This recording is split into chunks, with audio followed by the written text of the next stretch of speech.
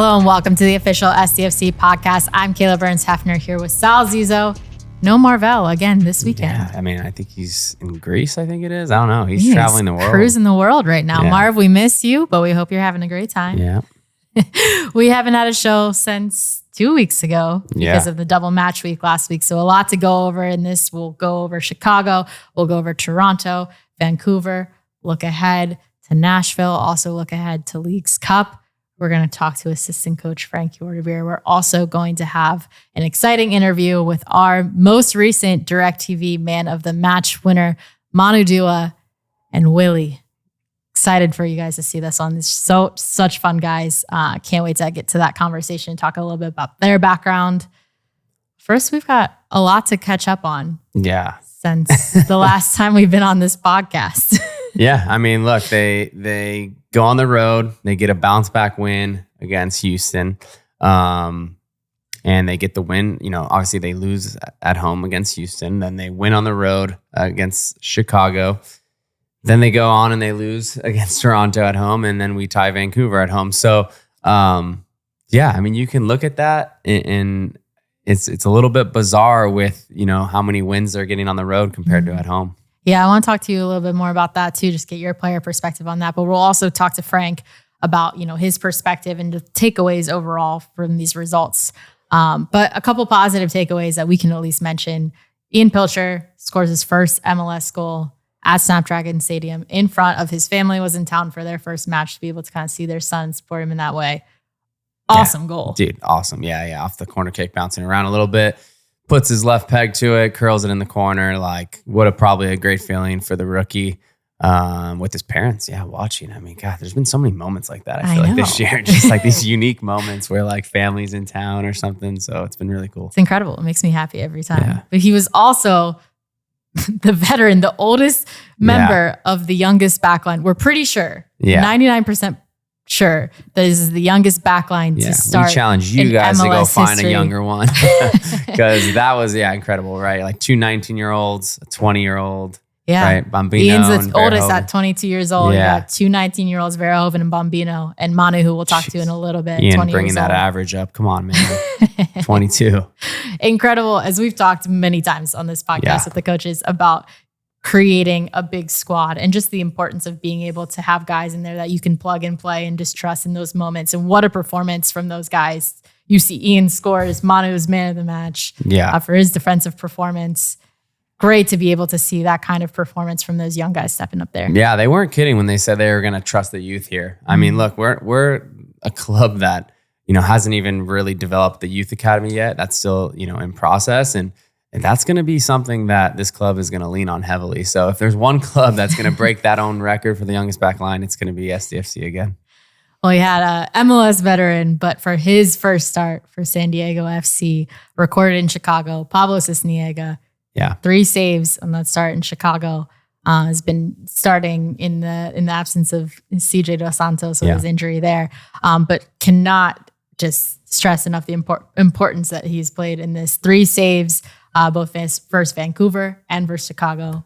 For sure. Look, he's looked good. And you see, you know, Mikey was asked about that, you know, is Pablo your goalkeeper going forward or CJ? And he just said, look, there's competition throughout this entire team. And, you know, he's kind of riding the hot hand a little bit. And in a few weeks that could change. It could change tomorrow. I mean, we don't really know, but it's a good problem to have. That's for sure. Absolutely. We're still missing a few guys. We've got some guys that are on all-star break right now. They're going to go perform for us. If you're catching this podcast on Wednesday night, be sure to go check out the Harp and watch and cheer on these guys. We've got Yeppe, our captain. We've got Irving. And we've got Anders supporting and showcasing San Diego FC in the MLS All-Star match. You also got Tuesday nights. It's probably going to be old by the time you're listening to this. Anders participating in the All-Star Skills Challenge. So really great showing to be able to have those guys out there representing San Diego. And just our first 3 All-Stars and 3 guys that have had incredible seasons so far, and they're going to look to continue it and represent SDFC. So it's going to be fun. Check it out. Yeah. You know who also has 3 All-Stars that's coming into town? Who is that, Kayla? Nashville. Nashville, yes. Friday night. Yeah, that's a great matchup, right? You got Sam Surridge, who's tied with Messi for the Golden Boot currently. You got Mukhtar, who's arguably an MVP candidate going against Anders, right? And then you got another all-star in Andy Nahar and Yepe. And Friday night, San Diego under the lights. Like, I'm going to bring my family. It's going to be a good time. Friday night soccer. Friday night lights. Love that. It's incredible. Yeah. It's going to be so exciting. You also have a post-match performance by Dioro, which is awesome. I mean, you sit in your seat, stay there, check it out. Get to see a free concert. Get to see two of the best teams in this league right now. Two teams that are in top 5 of all of MLS. Nashville, I think, second place in the Eastern Conference. So it's going to be a fun one. Yeah, really excited for this one. A huge shout out to Frontera SD too for their performance last Saturday. I don't know if you've gotten a chance to see the tifo that they were able to put together and the performance, just overall the energy that they've brought to this match. So being able to see that experience, witness that energy and be a part of this, it's really exciting. Can't wait for Friday night in Snapdragon Stadium. I'm checking that out Friday night. I'm going to show my kids, let them know to be ready for the tifo before the game. This is going to be the first game my family's coming to, too. Dude, all these firsts. I know. A lot of family. You know what? I'm going to bring my parents. I'll bring my parents to the game as well. Yeah, my family's coming up. They're coming into town. My mom's been to a game, but my whole family hasn't been to. And I have a 4-year-old nephew who just started playing soccer. He's going to love the fireworks. See his first MLS game. He's going to be so excited. So it's going to be a huge one. Really excited to see it. We've also got coming to town Leagues Cup. Yeah, Leagues Cup. We got 3 Liga MXC teams coming, right? Yeah. So we'll start off with next Tuesday, the 29th. We'll face Pachuca CF, Irving Lozano's former club. So that's a great matchup. Really excited to see that energy there. Yep. Then we'll face Tigres on Friday and then Mazatlan the following Tuesday. Mazatlan, man. Yeah, they really packed the house with the Mexican clubs here in San Diego. That's going to be fun. It's going to be awesome. Yeah, it's going to be a really good time.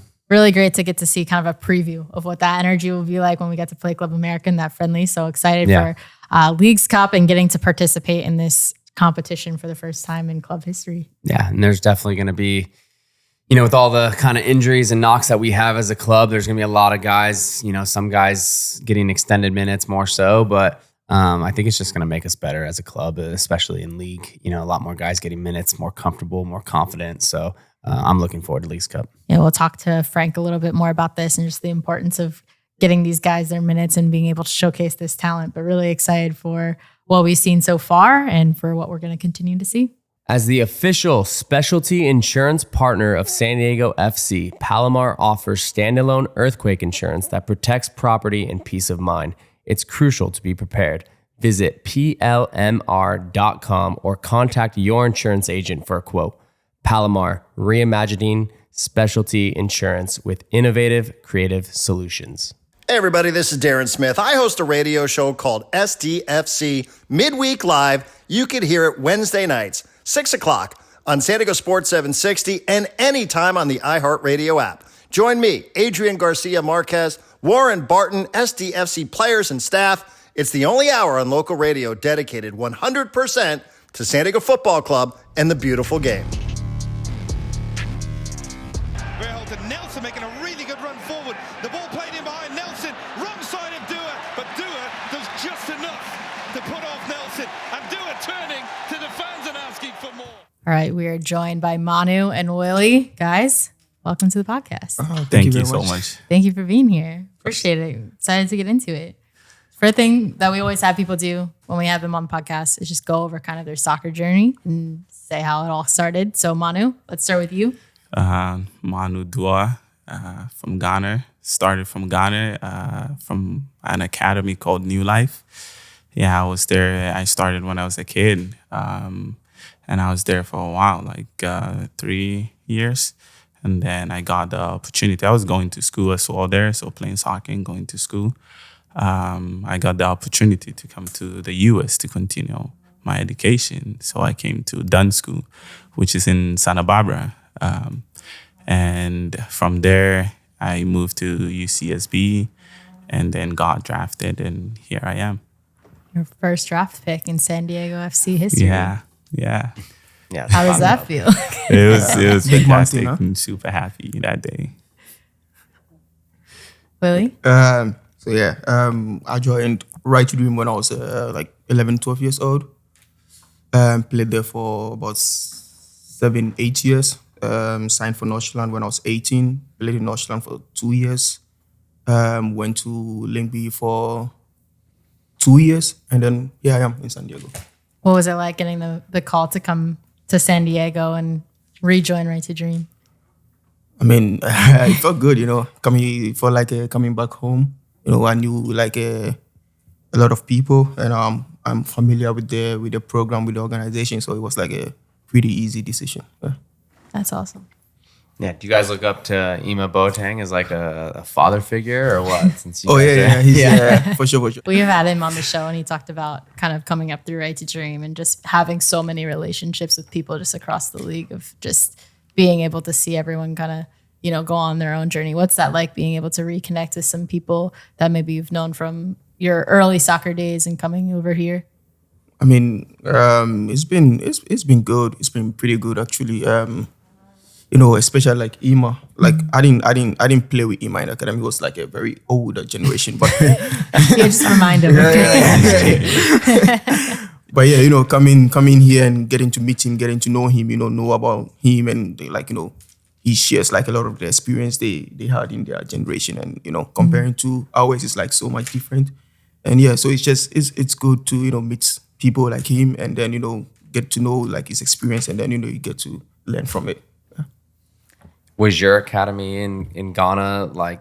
Oh yeah, you guys matched up rival? It's not a rival because it's too easy. We beat them like 6-7-0. He's lying. They don't. The only time that they won against us was when we played at their place, because their coaches were the refs, and they were like on their side. They want them to win. That was the only time. What was the score? 3-0. Okay, so exactly, so much better than them. Nah. Okay. All right. You guys are 2 years apart, right? Is that right? I turned 20 this year. Something. So you guys have known maybe each other for a long time? Or? No. Like we have mutual friends. Yes. Yeah. But you never were in the same same age range for growing up. Similar area in Ghana you guys grew up, or? No. I grew up in Accra. Okay. I grew up in Kumasi, but then I moved to Accra to stay there. That's why he doesn't know how to swim. Because they have He talks like he can swim. He cannot swim as well. I can swim. You guys should learn. San Don't Diego. believe that. Don't believe that. We can go to the pool and I'll show you a couple of things. Why is he saying the pool? We can go in the ocean and see if he's gonna come back. I will come back. Just get off a little bit of the sharks, You guys both used to live here on the grounds. Yeah. Maybe share with us some of your favorite memories from getting to spend time together here in the early days. I'm guessing you guys didn't go to the pool here. No, we never went in the pool. It was just the favorite. It was because we are always together, and we were doing everything together, getting food together, going to practice the same time after practice. We just do everything together. So that was like pretty much the fun for us. But aside that, it was just a little bit different. But I guess we were just trying to help each other. Like I was new, he was new, so we were just like being there for each other, helping each other in every way we could, So yeah, so that was it. And we watched like movies together sometimes, and that was pretty fun. What was the best movie? He made me watch this fictional movie. You loved it. Yeah, I mean, I did love it, but in the beginning I was like, "What are you doing, bro?" Well, and Willy, when you came here, you had to do your media day a little bit later than we had. So we had Manu came in and hyped you up. We'll show this on the visual version of the podcast. But do you guys remember this moment? West side. We here.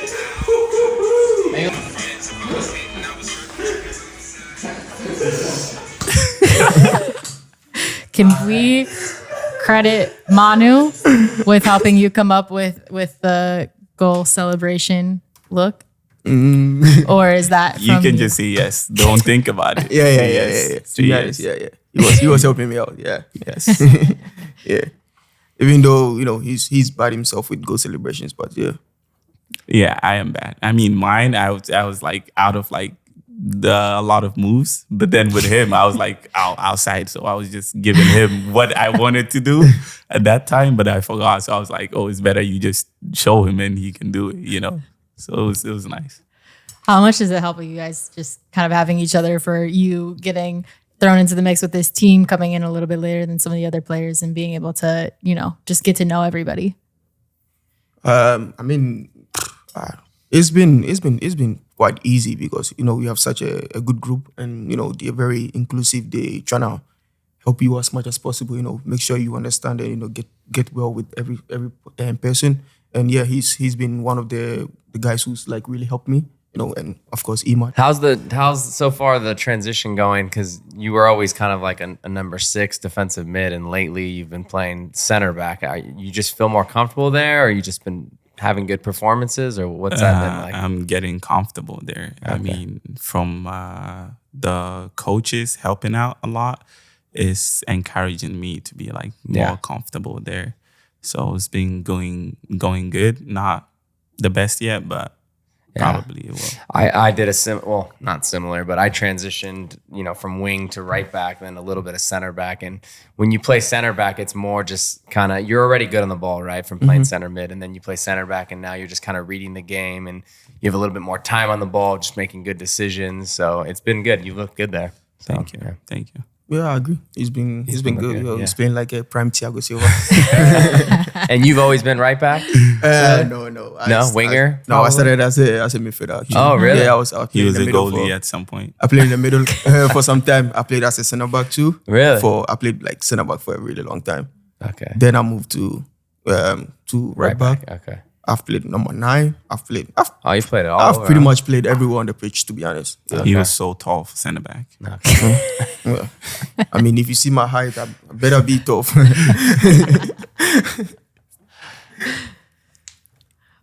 You guys also have kind of supported each other through a lot of moments. You recently, made your debut in Vancouver, your MLS debut, and then your first start immediately after that. Yeah. But then also after Club America in that friendly, you got to play that full game. And we've got you in the post-game press conference, hyping him up, asking the questions. What's that like to be able to kind of celebrate those moments with each other?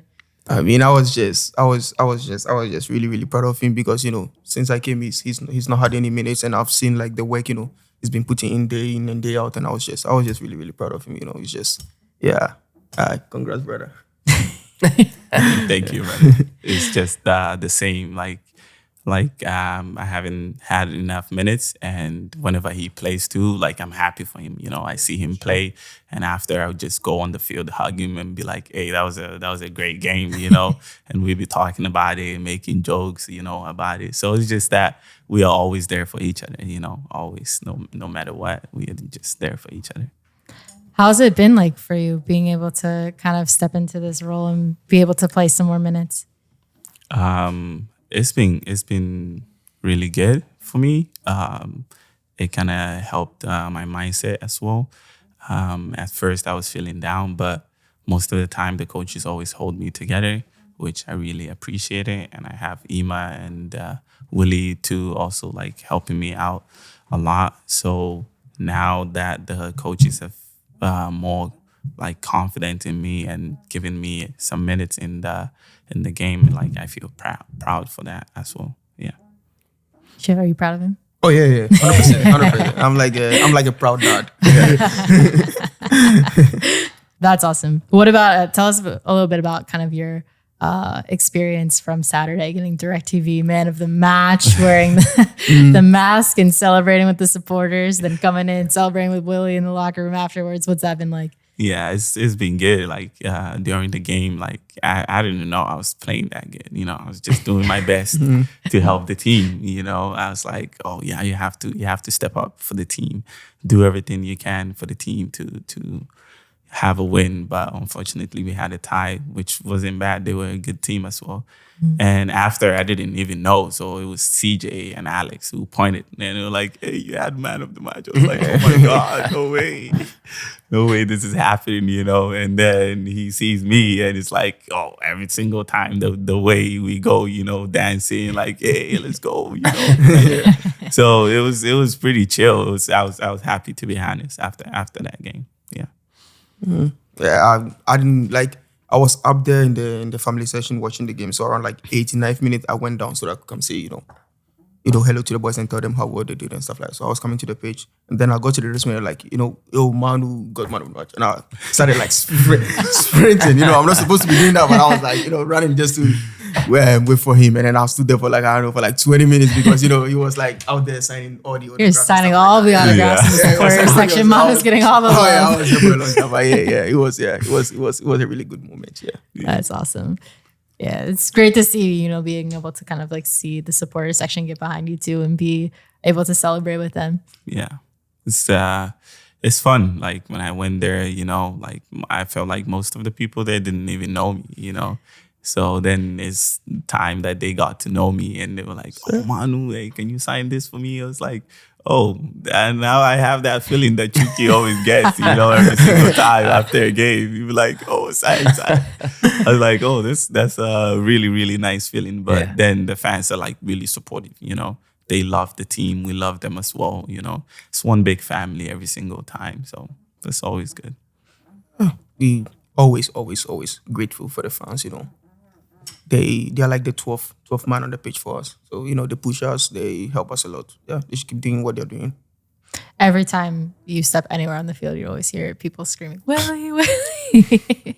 What have you guys just experienced from coming to San Diego, seeing the fan base kind of rally behind this team and really support you guys in this first year? Yeah, first of all, I'm grateful, I'm thankful. And then I think they are like, San Diego is a very beautiful city, and I think they really, really are passionate about football. Oh, sorry, soccer. You can call it football. We could say football. It's one and the same. We're a football club. Yeah. They are really, really passionate about football. Yeah, so it's just really, really fun to be out there playing for a great city like San Diego. Yeah, the fans, they really love the game. And I remember them coming here and telling us like, hey, no matter what, we are behind you guys, We are always going to scream as loud as we can, So seeing them like screaming that much, like kind of like motivates you a lot to just give everything on the field for them, Because you can tell they are also giving everything out there for us, like making so much noise to cheer us up and just go, So it's always really nice to see them there making noise for the team. Yeah, geez. Manu's lived in Santa Barbara and San Diego. Not bad. Not too bad cities to introduce the U.S. to, man. Amazing. Do you guys have a favorite memory so far? I would say against Galaxy, the first game. Yeah. I thought it was pretty cool. I think I think everyone says that. I think that might be my favorite memory so far. That one, I was like all the way at the top there, making so much noise. I was like, maybe they cannot hear me, but I don't care. I'm just gonna make the loudest noise I can, So that was a really pretty good game. But for me, it was the first game that I played against Club America, and people seeing the fans there, playing. That was my first time playing in front of a lot of people like that. Yeah. So that's what Willy said in the press conference. Yeah. I was super proud of that. That was my favorite memory. Awesome. Well, we've got some fan submitted questions for you guys, but I want to switch it up a little bit. I have notebooks. I've got questions. I've split them up that Willy, you can ask Manu, and Manu, you can ask Willy. Okay. So Willy's got a few more questions for Manu than you have, so you can start. So was soccer your dream job as a kid? Yes, it was. It has always been my dream job every single time. Like, although we add school to it, but then school was always second. I'm not gonna lie. Why are you laughing? Not in the Right to Dream Academy. You were in the Right to Dream. Come on, man. Yeah, in Right to Dream, you go to school more than you play football, 100%. But then that's the academy teaching you that way. But within you always choose soccer. I know. So that's the truth. I mean, but the mentality shifted when I went to Right to Dream. Yeah. I got to know how important school was. Yeah, so, I was actually really putting in the work and stuff like that. There you go. But me, it was like that. It was like that. He's always like, but. Yeah. It was like that, Willy, what is your favorite thing about San Diego? I would say the beach and the weather. It's pretty cool. Yeah. You don't even know how to swim. I knew he was gonna say I did not swim. He doesn't know how to swim. He said the beach. I can swim, Manu. No, you cannot. He always thinks I can save him, but now. Who, you? Nah, if Manu is there, I'm not swimming because I know if I'm drowning, I'll be gone. I have advantage. I'm taller than him, so I can stand in and pull you out. They told me this guy, they went to like a family vacation with his host family, and then he was in like 3 feet pool, and he was like screaming and like struggling. That wasn't how I did this a long time ago. He thought he was going to drown, and he's saying I'm tall. What are you talking about, bro?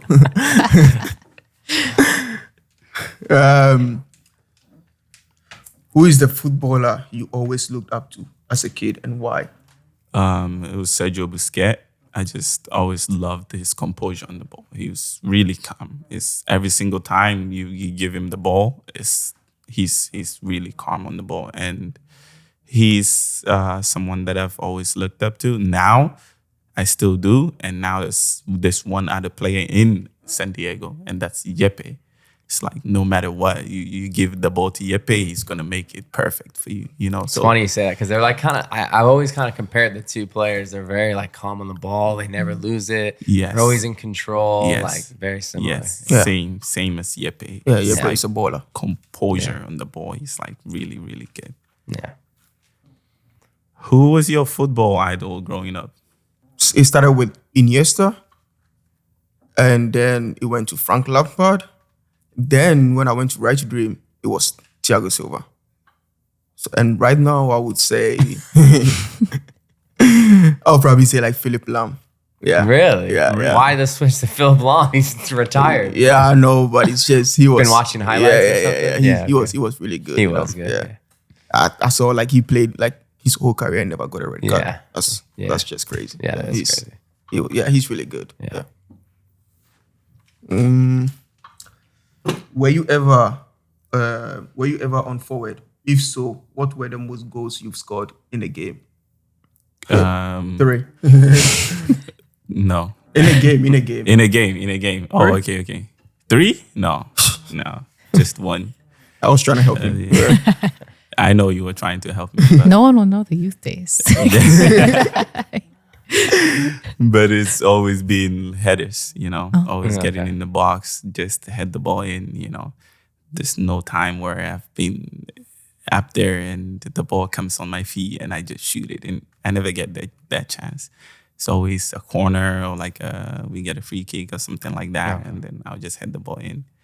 So the most is just 1. What's your favorite spot to eat in San Diego? To eat? Yeah. Tandoori vibes. Yeah. Tandoori vibes. That's true. That's so true. Yeah. Where is that? It's an Indian spot like 10 minutes away from La Mesa. Okay. Yeah, it's really good. It's the best. It's my favorite spot. Yeah, we've been there. We've been there. It's just like now they know us. We show up, they already know what we are gonna get. Same order every time. Yeah, same order every time. Yeah, the mango smoothie. Yeah, that's good. It's good. It's really nice. What do you think of the atmosphere at Snapdragon Stadium? Oh, it's fantastic. I'm not gonna lie, the best. We've traveled to other places, played other teams, but you see the atmosphere is just down. It's not the same as San Diego. San Diego is always, before the game even start, you can just feel it. And now I like the clap that they. Oh my God. This last game, it was really strong. Everyone was getting goosebumps up there. I was like, wow. Yes, it's like the loudest I've heard. Yes. That's going to be really special. It really gives you that energy, like motivation. It's crazy though. The first year, everything like kind of just grows organically. Like that's now maybe gonna like keep growing and get bigger and louder, and so it should be cool. Yeah. Favorite memory playing soccer? I would say making my debut. Nice. Yeah, and I think I made my debut right after my birthday. So that was pretty special. Yeah. How old are you? I'm 22 right now. And so my birthday is on 16th October and I made my debut on 17th October. I think, if I remember correctly. Okay. So it's like right after my Nice. birthday. Yeah. So that was like a good birthday gift. Yeah. Nice. What is your pre-game routine? Yeah, I want to know that one. Why do you want to know that one? I want to know, you know. Yeah. At first, I didn't have some. I'm not gonna. No, I didn't really have some. It's just when I went to college and they started with the routine where it's like you wake up in the morning, you know, they tell you what to eat in the morning. Like, oh, you have to have eggs with this, that, and that. You know, they send it out. And in the afternoon, we will have a team lunch together. And then we will have a team pre-game food as well together. So that was like where it started, you know. It was making new. sure you eat at the right time. Yeah, and stuff like that. yeah. It was new to me, and then I came here, and I was like, oh, this is much better than college, you know.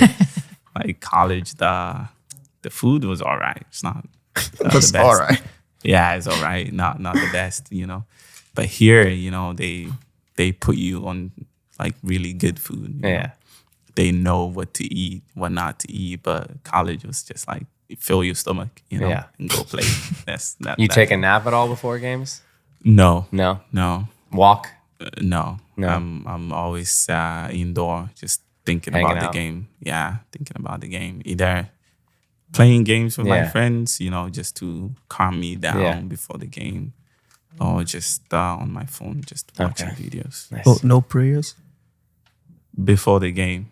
Yeah, before the game starts. Yeah, I say a quick recite the Psalm 23. You know it? Yeah, of course I know it. I bet you don't. You wanna put money? Hey, you can recite it right now. Talk is cheap. Just put the money on. $200 and I'll do it for you. I think we're done with the other questions. Okay, yeah, it's a good amount. Anything you want to know? Oh, no, the first one. Favorite sport besides soccer? Favorite sports besides soccer? Skating. No. I would say volleyball. Volleyball, I played volleyball in high school. It was fun. I was playing because it was just fun for me, you know. But I see people taking it so serious, you know. For sure. And You were by the net? yeah, Hitting the slams? Yeah, hitting the slams, you know. But then at some point, I got so much into the volleyball that I started to get pissed when they don't set me up, you know. I'm like, look Start at me. getting recruited to all these colleges. I'm the tallest on the team. Like, set me up so I can hit it. But then they still don't set me up. You know, I would just report them to the coach. Like, hey, they tell them to set me up. Maybe You it's get any just, blocks? I do. I get a lot of blocks. You know, maybe it's just because he was bad. They just didn't want to tell him. So, you know. I was the best, bro. I'm sure you were. I'm sure. Everyone knows that I was the best. You were the best and they were not setting you up. Isn't that crazy? Because the setter had friends who played in the volleyball team, actual team. Like, Oh, so you were not even on the team? no, not the school team. Oh, no. Aside the school team. Oh, the school. Oh, Like club, like see? club. They right? play club. They play club. Like club soccer and high Yeah, school exactly. soccer. So they are on the same team. So then they know each other, you know? It's just like me and you joining. Politics. The volleyball joining game, the different- politics are... Different team, you know? Okay. Whenever I get the ball, I will pass it to you. You will pass it to me too. So it's the same. 100%. Oh, you were just bad. You can say that too. It's You fine. can just say the next question.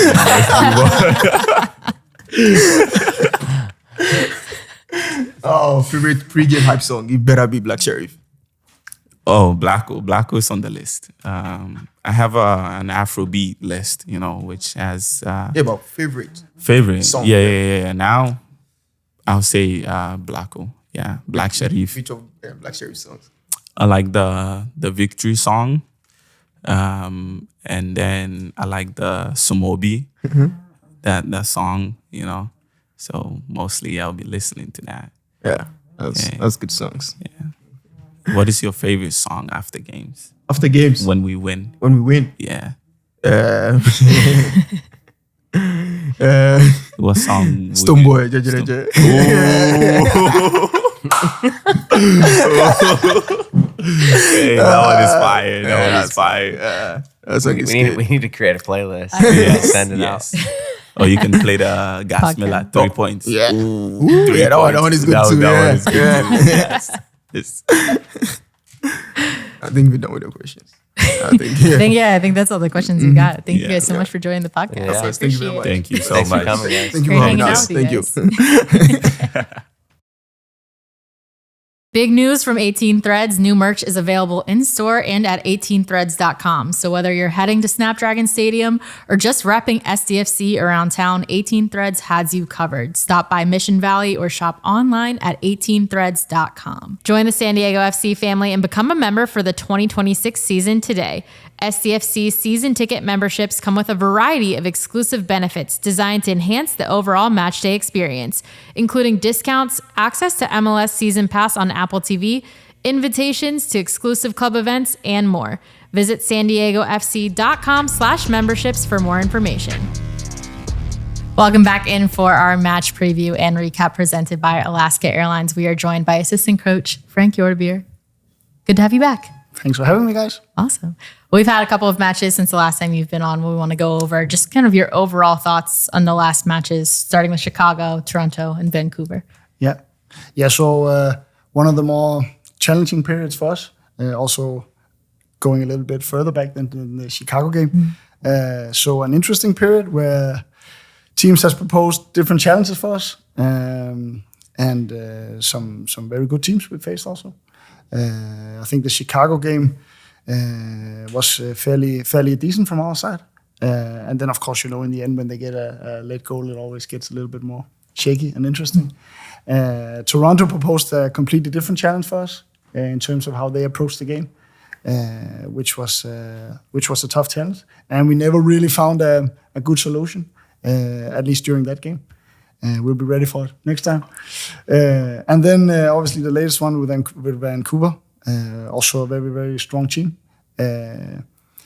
where we had the ball a lot and dominated the game in many ways with the ball, but still it always felt like it could go either way. We definitely didn't dominate the game picture in terms of creating chances and keeping them away from chances. So different challenges, and performance-wise, we would like to see us taking more steps at a faster pace, but it's also perfectly normal. But some interesting games.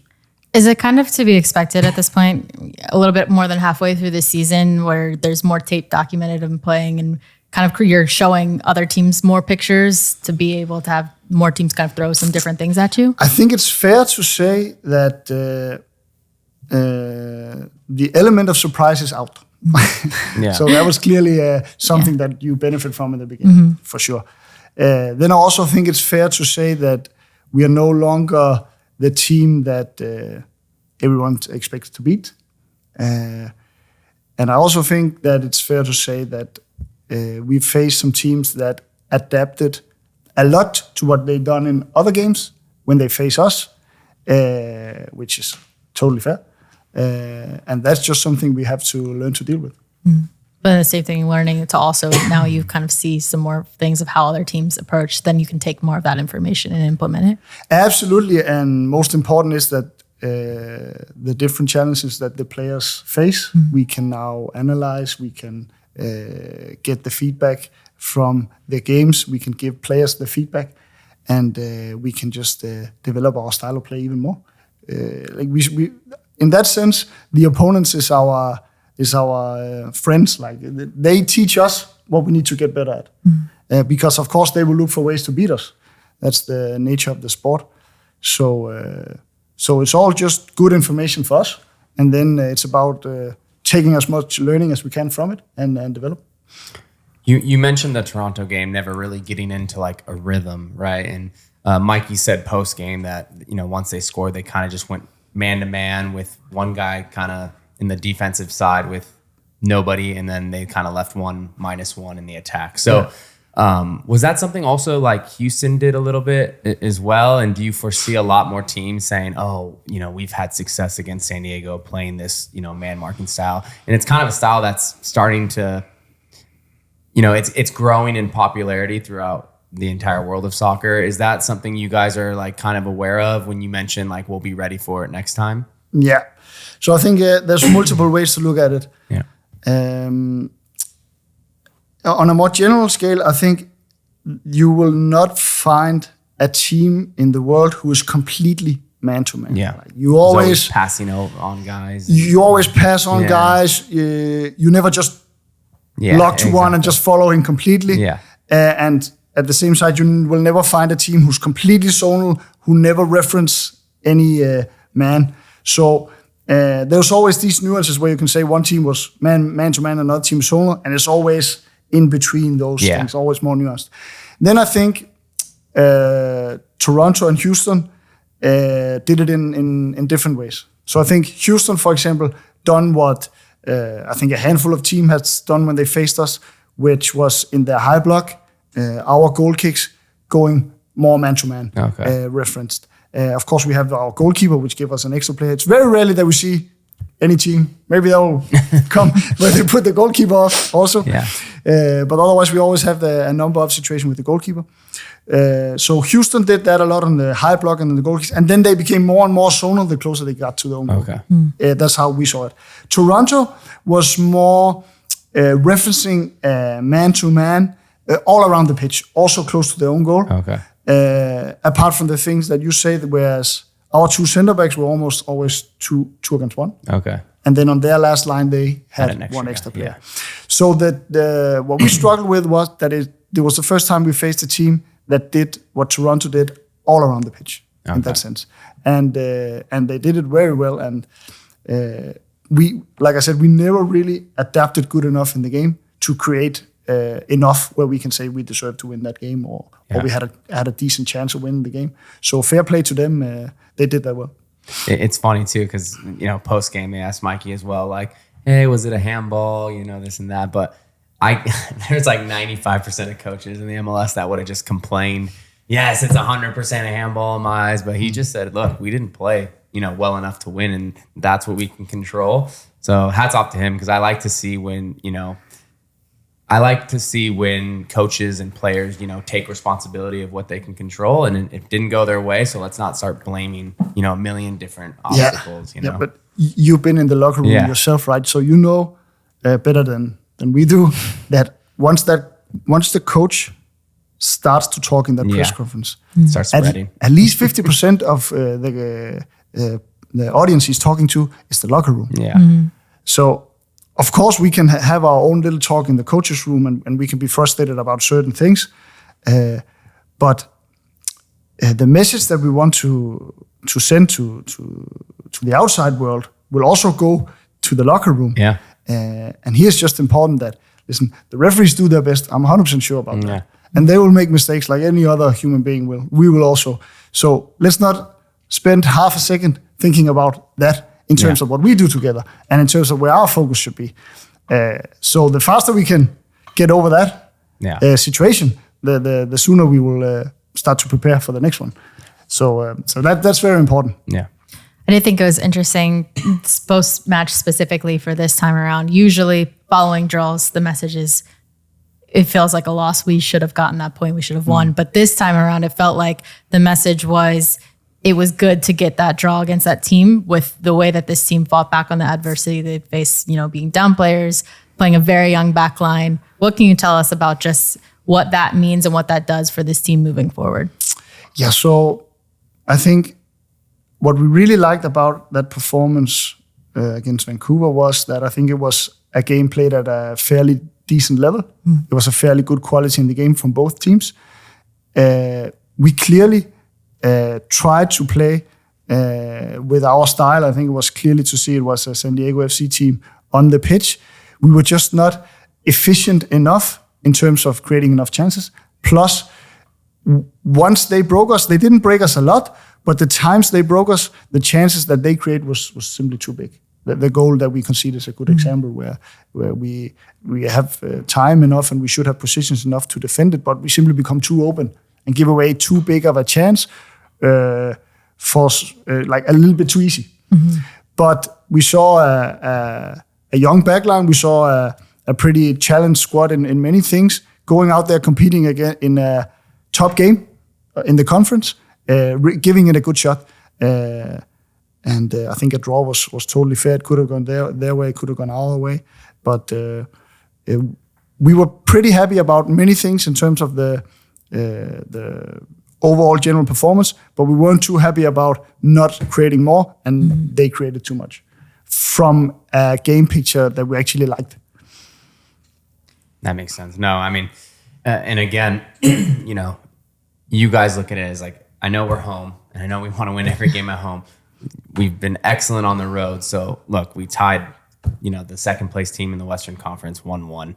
You know, we're down a bunch of guys like Kaila mentioned, like starting the youngest back line in history, which is incredible. And got the draw. Like, there's gonna be moments throughout the year that, you know, you probably shouldn't have picked up points and you did, and you should have and you didn't, right? And I think these are just moments that eventually where you are in the standings is typically where you should be. You know what I mean? People can always complain, I remember going back and looking at the roster or looking at the schedule, and you look at all these games that you play and you go, could have won that one. Could have got a point here. If we got a point here, suddenly you're like 10 points higher and you should have been in playoffs, and now you're a playoff team, but you're sitting in last place or something. So no, I think like over the course of the season, a tie at home against Vancouver after winning, you know, in Chicago. Obviously it's disappointing to get the loss against Toronto, but overall we're still headed, I think, in the right direction. Yeah, and we know it will be like that for many games until we become more consistent, and until we played together for a longer time and are more set in everything we do. But what's important for us is that we keep taking steps in terms of our performance, and at least we felt that against Vancouver. I want to hear from you a little bit. We heard Luca Bambino following the Chicago match mentioning just the approach in practice following the loss against Houston was registering, releasing, and refocusing. Yeah. What can you tell us about that process and how important that is for the team being able to get back on track? Yeah, so it's a framework implemented by Koto, our sports psychologist, and we try to use it in different settings. And basically, it's about you can use it on a smaller scale or a bigger scale. So first you register where you're at, like what are your current thoughts, what are your emotions, what's the status of things, being very objective, not saying that this is good or this is bad, just basically register what's going on. And then the release part is about, is it something that's helping you or not? So very practical and simple. We have a way of where we basically take a deep breath. So we practice that a little bit as a way of moving on, as a way of, okay, now it's time for me to refocus.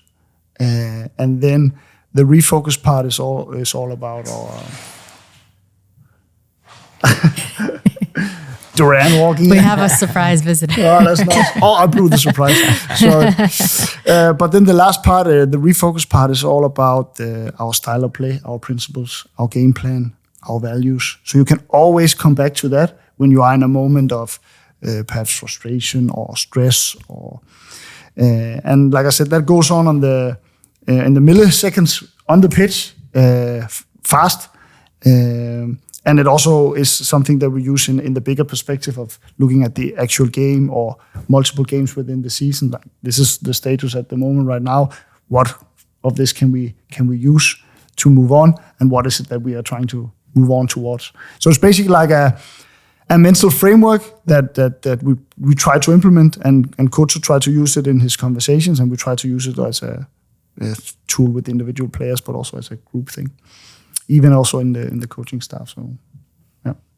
That's really cool. Yeah, no, it's something that I wish, I worked on that more as a player. I think the short term, registering it and, releasing that, I was good at that. But when it came to if you had a bad performance in a game, I just hung on to that too long, and so it then affected maybe my next game or whatever, But I think in the course of a game, I was good at, I made a bad tackle there, forget it, move on to the next one, But everyone's different, right? Some people are good at just forgetting it.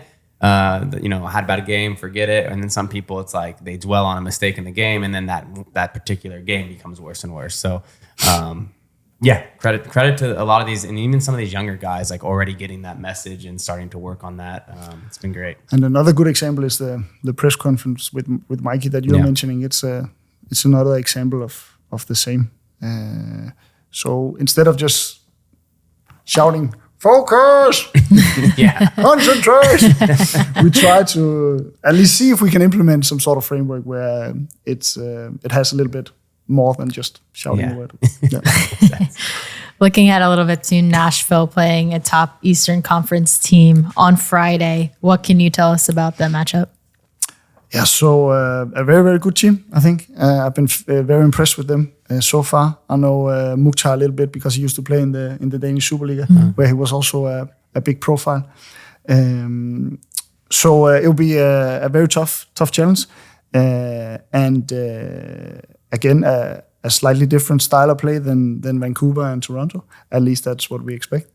But we're really looking forward to it. I think it's a very, very strong team who seems fairly solid in all phases of play. They can score goals in multiple ways. They really get in the opponent's box a lot. So a great challenge that we're really looking forward to.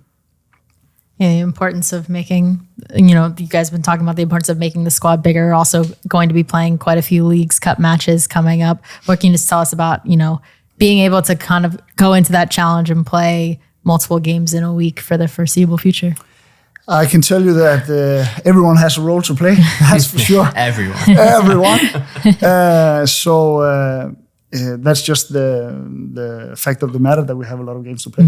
And some can say that we don't have a lot of players fit, but we have the players that we have, and we have a huge trust in each and every one of them. And now you mentioned that part with the backline for the last game, and you could see similar scenarios all across the pitch. Of course, we want to get guys back, and some of the guys are fighting a lot to get back as fast as possible. But for now, we have the guys that we have, and there will be a good opportunity for every one of them to play a role also inside the white lines. So that's just how it is, and we're looking forward to each and every game. Yeah, no, overall, I think Leagues Cup is going to make us better for the MLS stretch run, because you're just going to get more guys minutes, more guys confident, more playing time, and then whenever if there are injuries, those guys that now are going to be ready, and you're going to get an extended look at some guys that maybe don't get it as much. Similar to that Club America game, right? You got to see Manu at center back in that game and did great, and now you have a little bit more trust in him to play him, and he does great against Vancouver. So yeah, it's a very good example. Yeah, absolutely. Well, we've got obviously a big one coming up, Nashville on Friday, presented by Dios Azul at home. Post-match concert by Dioro, so please stick around for that. You can also watch our guys that are participating in the MLS All-Star Match on Wednesday night. You can go and support them at the Harp. There'll be a viewing party there for all of our fans to be able to support Jeppe, Irving, and Anders. Thank you.